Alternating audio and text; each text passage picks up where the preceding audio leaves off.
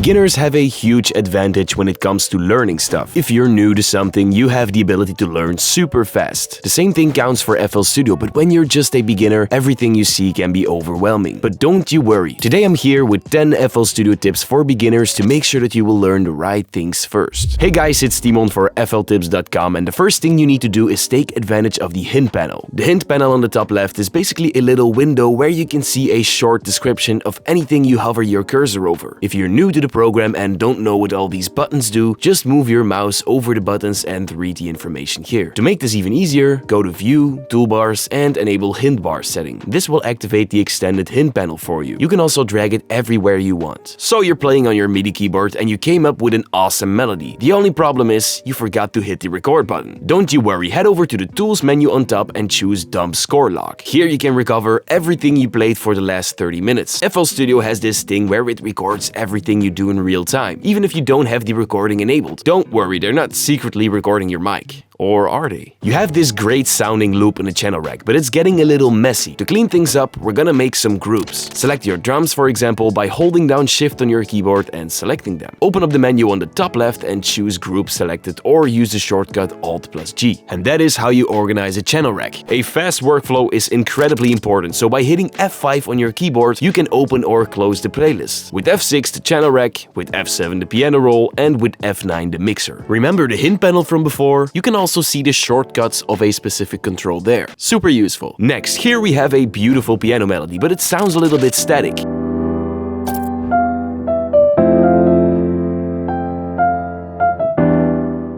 This is because the notes are being played perfectly on time and with the same velocity. To make it sound more human, you can offset the notes a little bit by holding Alt and dragging the notes a bit to the left.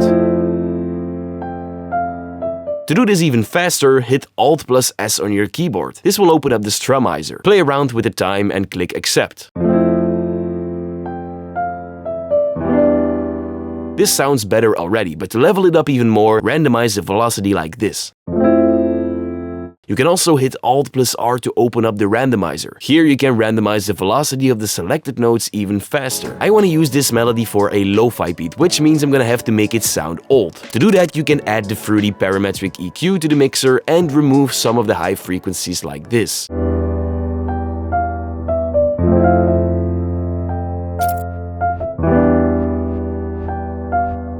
You don't necessarily need to use the effect for that. When making subtle EQ changes, you can use the built-in EQ from the mixer track. It's just sitting there anyway, so why not use it? This will also save you a little CPU.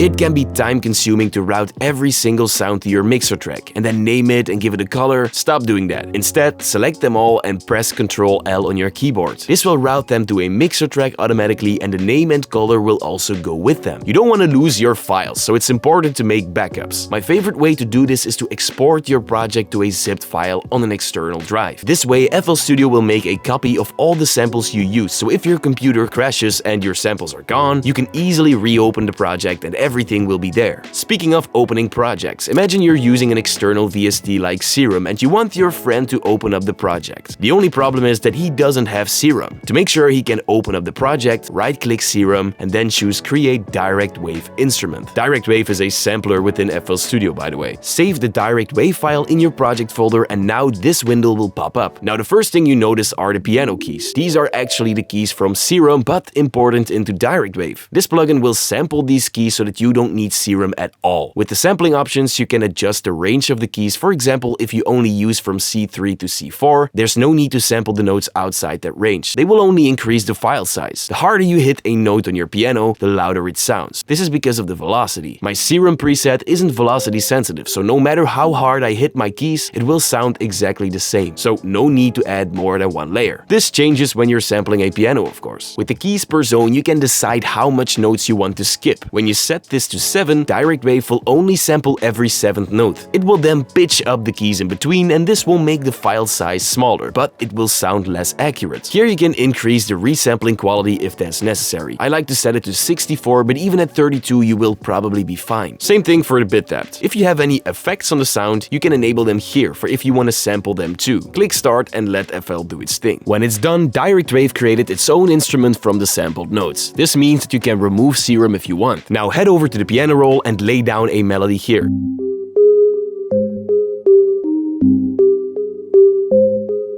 I also added some drums to the melody from the Beat Essentials pack. I'll leave a link in the description so you can check it out.